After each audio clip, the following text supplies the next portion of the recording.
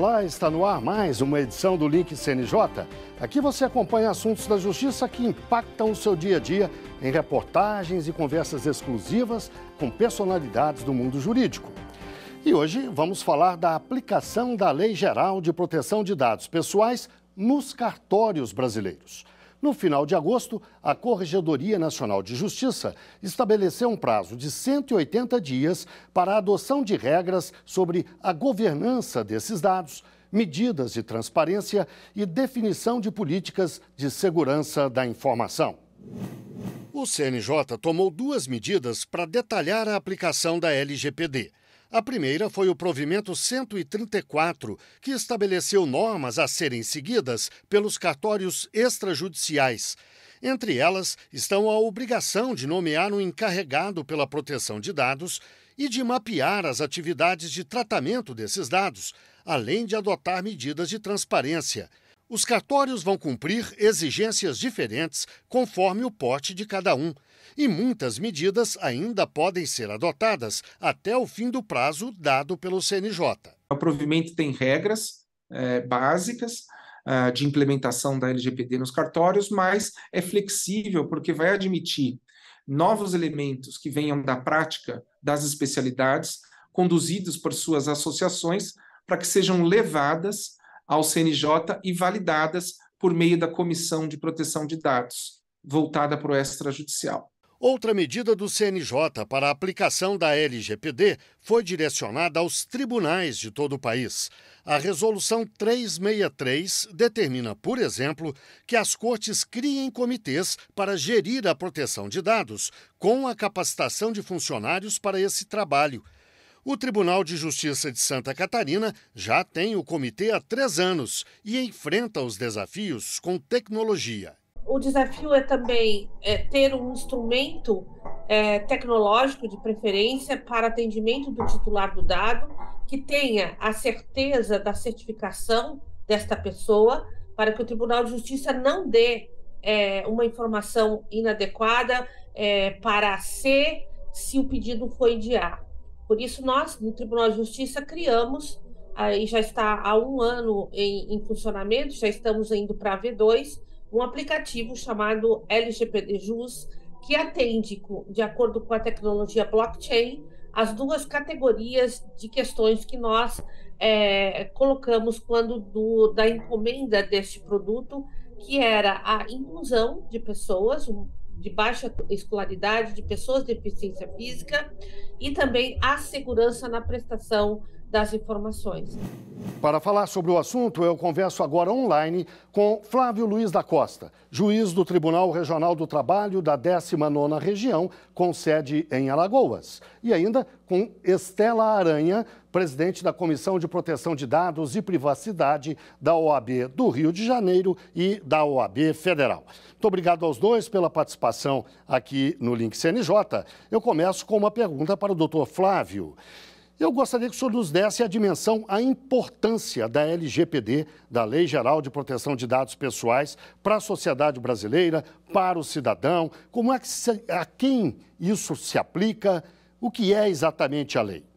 A Lei Geral de Proteção de Dados Pessoais, ela tem por objetivo proteger os direitos fundamentais de liberdade e de privacidade. E olha só a importância. Primeiro, pelo próprio nome, né? A lei é a Lei 13.709 do ano de 2018, e ela traz em si uma palavra geral, para dizer que ela se aplica não só no âmbito do Estado, mas também das empresas privadas, dos cartórios das serventias extrajudiciais, até do empregador doméstico, desde que haja uma coleta, um tratamento de dados pessoais. E ela é de importância porque ela traz regras, ela traz princípios, ela traz bases para que se possa proteger os dados pessoais. Até então, nós tínhamos como uma regra que havia uma desproteção de dados pessoais, não é? E isso muitas vezes deixava as pessoas ali em relação à sua orientação religiosa, em relação à sua orientação política, à sua orientação sindical. Esses dados eles ficavam desprotegidos. E havia um vazamento de dados pessoais. E nós sabemos que hoje as pessoas elas costumam muitas vezes ser mais conhecidas pelos seus dados do que efetivamente pela pessoa. pela carne, né? Então eu digo sempre assim, é sobre saber quem somos nós, né? Como nós queremos ser enxergados. E, acima de tudo, a Lei Geral de Proteção de Dados, ela acaba sendo uma política pública, que ela envolve o Estado, para que nós tenhamos efetivamente educações, compatibilidades, e ela é geral porque ela vai englobar todos os direitos, todas as relações. Estela, no judiciário especificamente, como é que se aplica a lei? Então, ela se aplica, sim, aos tribunais, e os tribunais, dentro do poder público, é um dos pioneiros, inclusive, né, de modo geral, estão sendo pioneiros nessa implementação. Tenho acompanhado o judiciário, porque, né, a gente participa de alguns cursos, treinamentos, debates, e eu acho que em âmbito de poder público, o poder judiciário foi um dos primeiros, né, a tomar dianteira aí nessa preocupação em relação à implementação da LGPD. Estela, você falou de cursos, você coordena cursos para a formação do pessoal que vai lidar com a LGPD na área do sistema judicial. É isso mesmo? Eu sou instrutora de alguns cursos de tribunais estaduais, de Justiça Federal e também lá no STJ, no STF, justamente porque esses órgãos estão muito preocupados, né, com a implementação da lei, e o treinamento é parte essencial da implementação. Se a gente não entender, não conhecer, né, e de modo geral também, né, a participação, quando a gente tem vazamentos de dados, entre outras coisas, né, o erro humano normalmente é um dos fatores importantes. Então, essa conscientização, esse treinamento, compreender para aplicar a lei é fundamental. Então, o treinamento é uma parte fundamental, e todas as legislações que envolvem a proteção de dados colocam a necessidade do treinamento, e esse treinamento não é só uma vez, ele é contínuo, ele tem estar atualizado, e a proteção de dados tem que ser um tema debatido nos lugares, tem que ser uma preocupação constante. Doutor Flávio, o senhor também cumpre um papel semelhante na Justiça do Trabalho, não é? Todos os ramos da Justiça têm que se preocupar com a formação do pessoal, mas me parece que na Justiça do Trabalho talvez se lide ainda mais com dados extremamente sensíveis das pessoas, do cidadão. Quer dizer, é preciso mesmo um treinamento do profissional, né? Exatamente. Vejam, na Justiça do Trabalho, nós temos a Escola Nacional da Magistratura do Trabalho, a ENAMAT.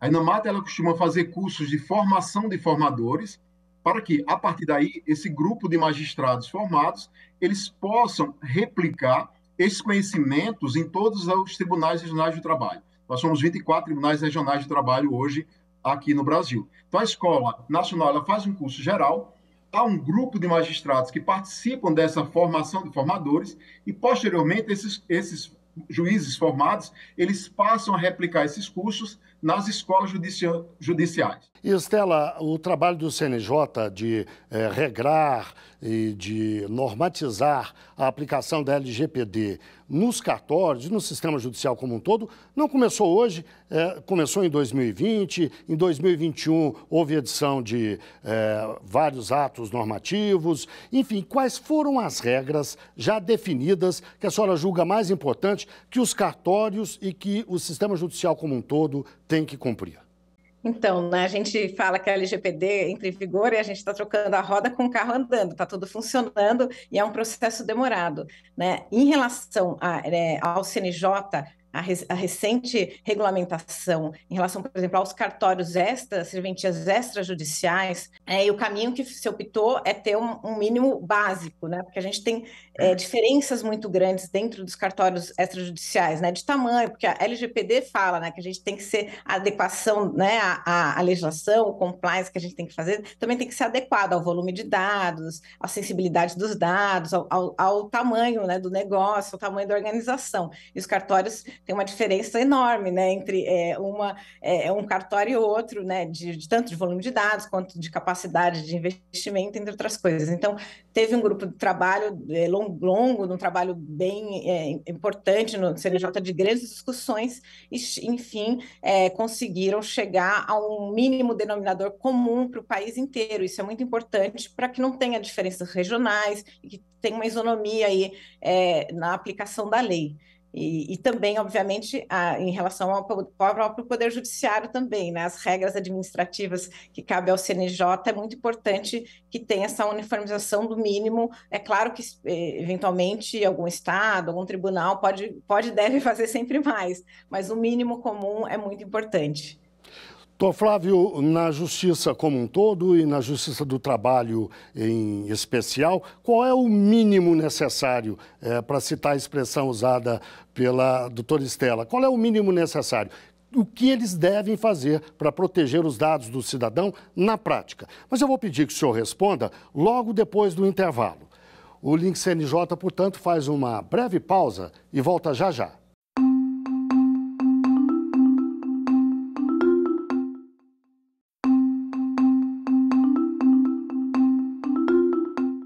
O Link CNJ está de volta. Hoje falamos da aplicação da Lei Geral de Proteção de Dados Pessoais nos cartórios brasileiros e no sistema judicial como um todo. Os nossos convidados são Flávio Luiz da Costa, juiz do Tribunal Regional do Trabalho da 19ª Região, com sede em Alagoas, e ainda Estela Aranha, presidente da Comissão de Proteção de Dados e Privacidade da OAB do Rio de Janeiro e também da OAB Federal. Doutor Flávio, no bloco anterior eu deixei uma pergunta no ar para que o senhor respondesse agora. Na prática, como é que deve se aplicar a LGPD, a Lei Geral de Proteção de Dados Pessoais, nos tribunais como um todo e em especial na Justiça do Trabalho? Que medidas vocês têm que tomar no dia a dia para proteger esses dados? Bom, como é que foi iniciado para que você tenha uma implantação? Primeiro, tem que ser feito um diagnóstico preliminar. Nós temos isso. Um mapeamento de fluxo de dados, como é coletado o dado, como é que aquele dado ele vai participar ali, ele anda no tribunal, como esse dado vai ser armazenado, como esse dado vai ser descartado. Então, assim, foi feito um relatório preliminar, um diagnóstico preliminar. Para partir deste diagnóstico preliminar, ser feito um relatório da análise de dados, para que a gente descubra quais são os gaps, quais são as lacunas, quais são os riscos que o tribunal ele passa a correr a partir daqueles dados que ele faz o tratamento, que ele esteja ali eventualmente tratando.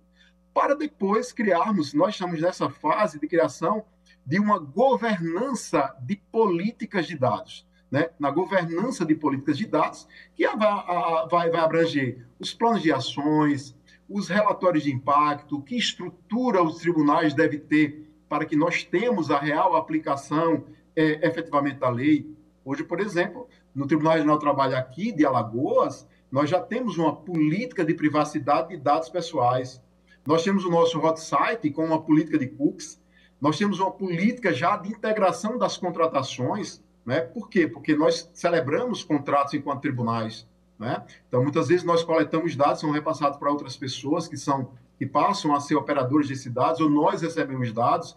Então, já temos uma preocupação, e os nossos contratos eles já foram devidamente, ou estão sendo todos aqui passados por essa política, além de se ter um canal de atendimento ao cidadão, que eu acho isso de suma importância, né, que é um passo inicial para que você também tenha, para que vocês saibam, para que dê informações, que é esse canal de atendimento ao cidadão, que no nosso caso, o Tribunal de Alagoas, tem sido o papel inicial, né, a porta de entrada, quando alguém quer saber algo acerca de dados pessoais ou de tratamento, que é através da nossa ouvidoria. Doutora Estela, vamos falar de uma questão prática. Acabou o processo, o juiz vai emitir a sentença. Aquele documento tem uma série de informações sensíveis sobre as partes envolvidas, desde documentos, né, número de documentos, renda da pessoa, bens, uma série de informações que eventualmente podem ser utilizadas por alguém de má fé. Por outro lado, a sentença é um documento público. A sociedade precisa ter conhecimento de qual foi a decisão do juiz. Como é que se concilia isso? Então, a transparência é regra no sistema judicial. Isso é muito importante, a gente não pode esquecer disso. Mas, obviamente, né, que essa transparência ela não pode trazer risco para os titulares de dados. Então, o que a gente tem que fazer é entender que tipo de dados, eventualmente, pode se trazer risco a essa exposição né, e decidir quais são esses dados que podem estar disponíveis ou não. Obviamente, o conteúdo dessas decisões, de modo geral, é muito importante que estejam disponíveis, mas, eventualmente, alguns dados como endereço, parte da qualificação, até, eventualmente, nome de partes, depende de cada área, de cada processo, nome de testemunhas, a qualificação de modo geral, elas podem ficar restritas a quem está envolvido no processo.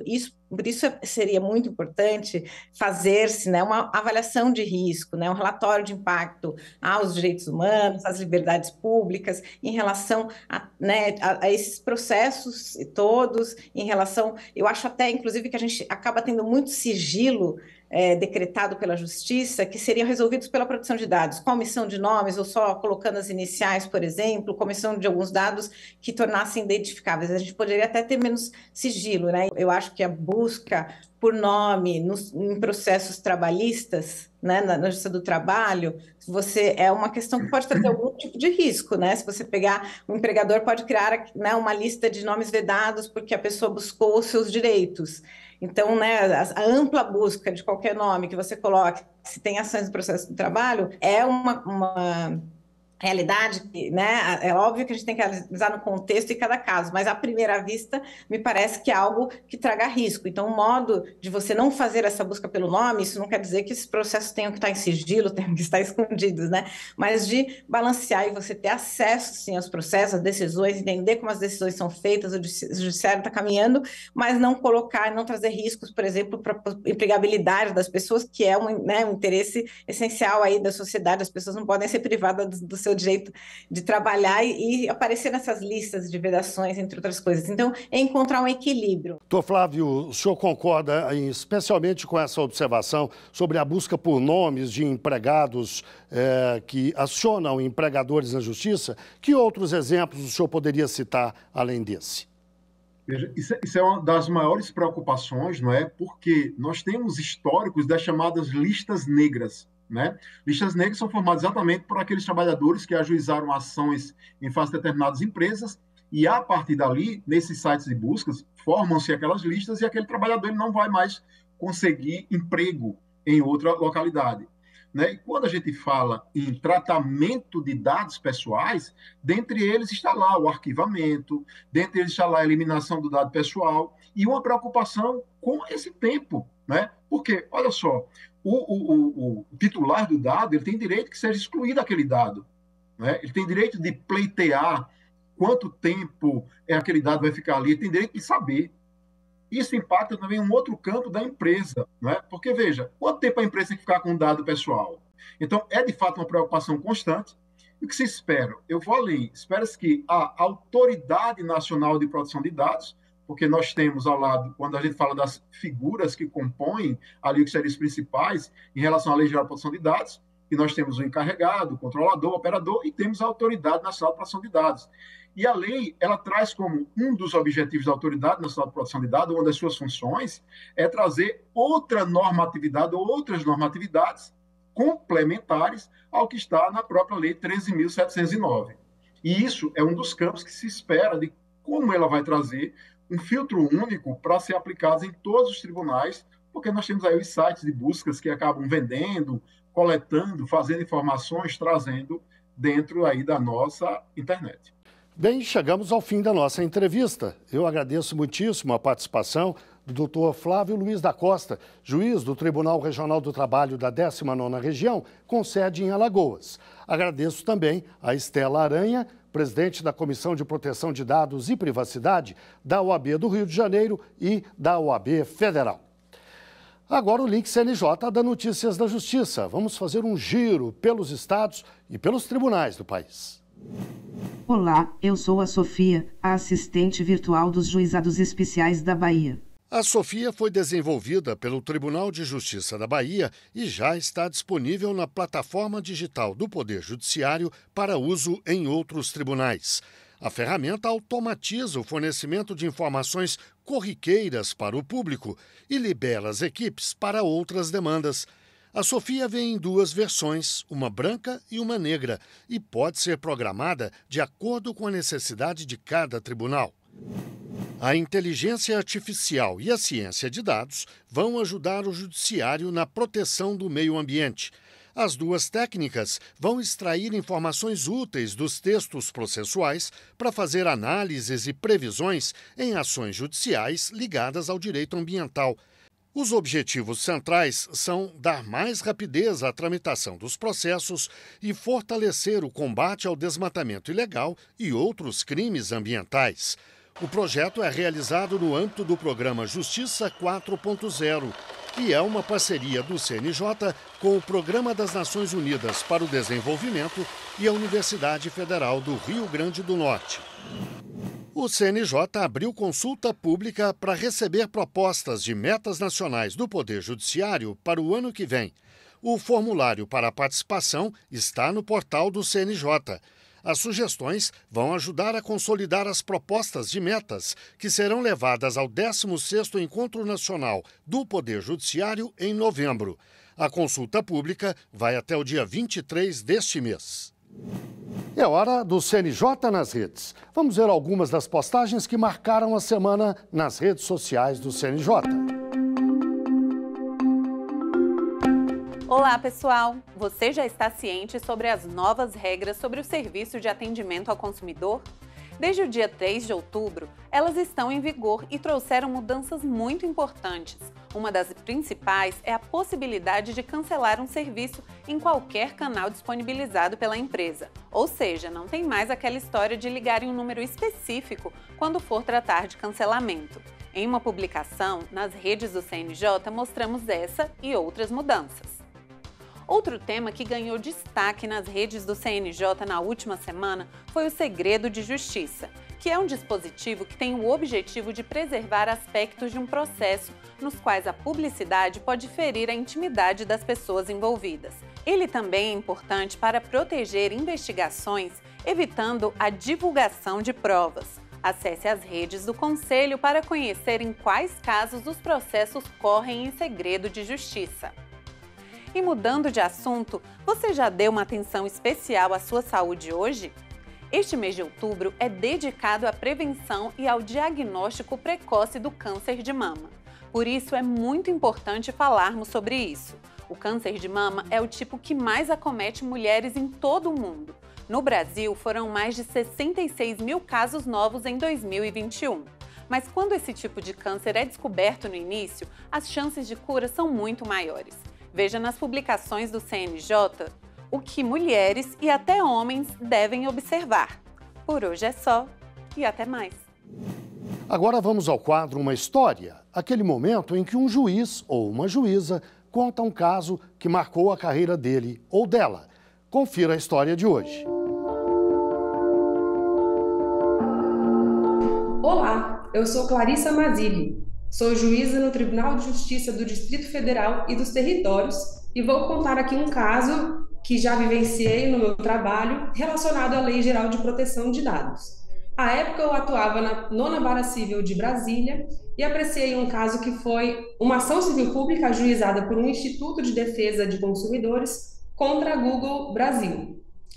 O pedido da parte autora era fundado em uma aplicação que foi lançada pela Google em fevereiro de 2010, que era relacionada ao próprio e-mail da Google. Então, todas as pessoas que tinham acesso ao Gmail tinham acesso a essa aplicação chamada Google Buzz. Era uma aplicação muito conhecida hoje em dia no formato que nós temos de rede social, utilizada para trocar mensagens, disponibilizar fotografias, vídeos, comentários. A queixa apresentada pelo Instituto na época se referia às violações à privacidade e aos dados pessoais dos usuários dessa aplicação. Isso porque, logo que aquele usuário aderia a essa nova aplicação, Google Buzz, toda a lista de contatos dele era disponibilizada, era visível para outros usuários dessa mesma rede social. E, além disso, a geolocalização desses usuários, sempre que eles faziam uso da aplicação por meio de aparelho móvel, essa geolocalização era divulgada também.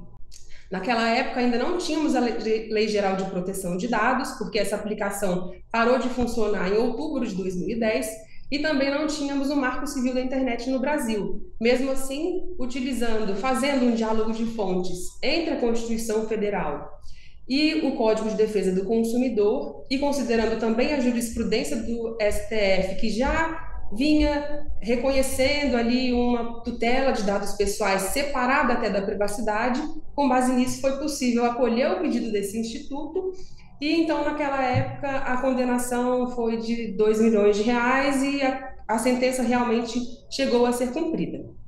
Esse caso especificamente me chamou muita atenção porque, para mim, foi um dos primeiros casos com os quais eu lidei aqui no tribunal relacionado à tutela de dados pessoais, mas já indicava essa tendência de uma preocupação maior das pessoas com esse direito específico, que é tão relevante porque, hoje em dia, o custo econômico e social de ficar fora dessas redes é muito alto. Então, praticamente todos nós estamos na internet. Junto com isso, e junto com o desenvolvimento das tecnologias, a tutela dos dados pessoais é tão relevante porque muitas vezes não temos uma autodeterminação sobre esses dados, né? Daí a importância de a justiça passar a reconhecer também esse direito. Bem, chegamos ao fim de mais um Link CNJ. Muito obrigado a você que esteve com a gente até agora e até o próximo programa.